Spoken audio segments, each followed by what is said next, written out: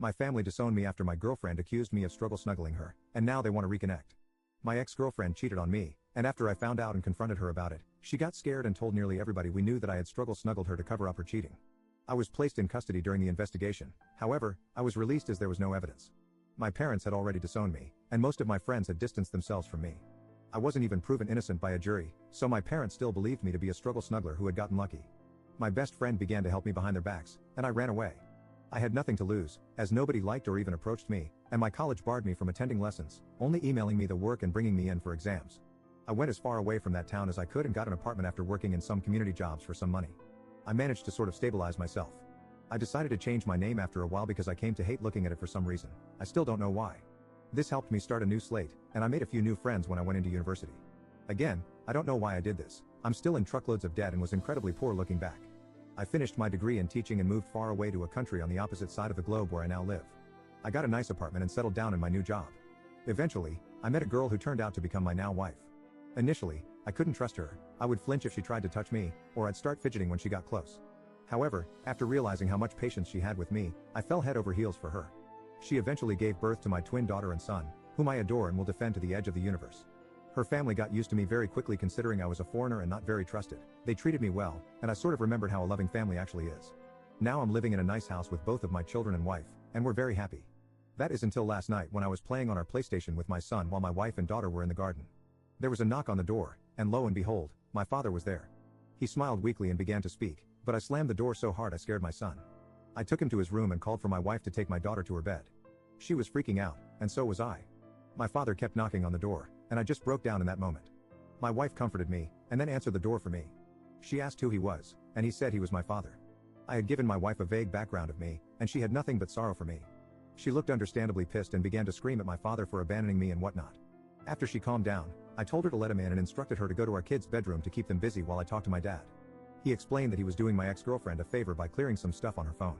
While he was managing her messages, he stumbled upon a conversation between her and the guy she cheated on me with, expressing guilt for ruining my life and a desire to take it all back.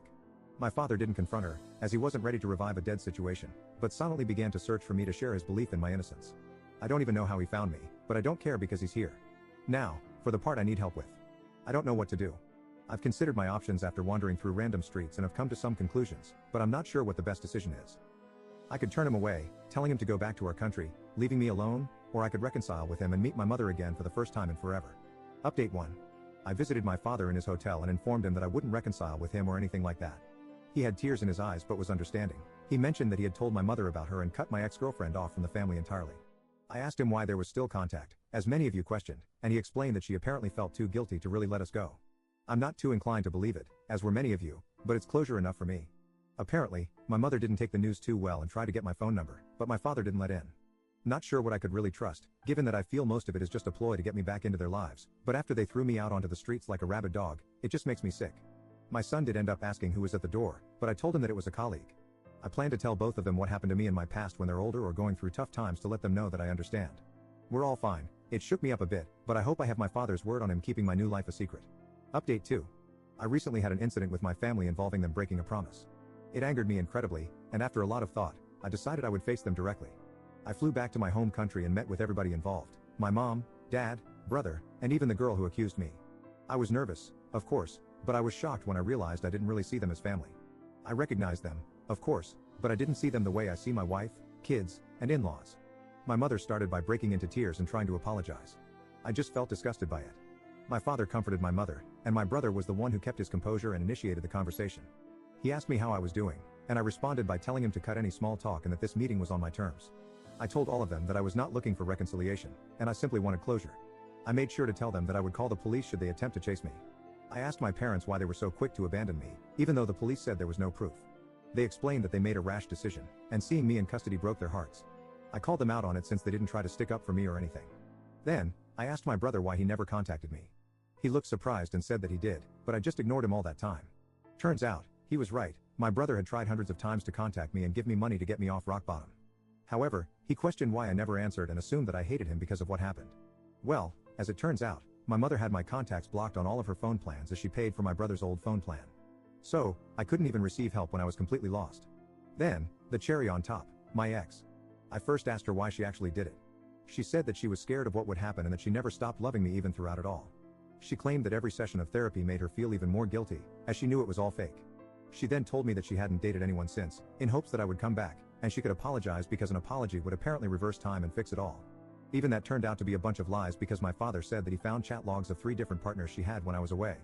My ex broke down crying and tried to hold my hand. She had the freaking audacity to ask for another chance. This just made me spiteful, and I pulled out my phone and began showing all of them hundreds of pictures of my 2 children's milestones and the good times my family had together, our visits to cities, their first day of school, both of them and my wife in my arms. I told her that this was what she could have had if she wasn't so stupid, and my parents what they missed out on for not even hearing me out. I had a moment when I thought I had gone too far, but I realized that compared to what they did to me, I hadn't. My visit wasn't all miserable, though, as I met up with my old best friend and his family. They were happy to see me, and I was still grateful for them taking me in when it felt like the whole world was against me. I plan to return to the country one day to show my kids where half of their culture comes from. I won't let them anywhere near my family, though. As far as I'm concerned, my only family is my wife and her family, and my kids. I'd say it went pretty well.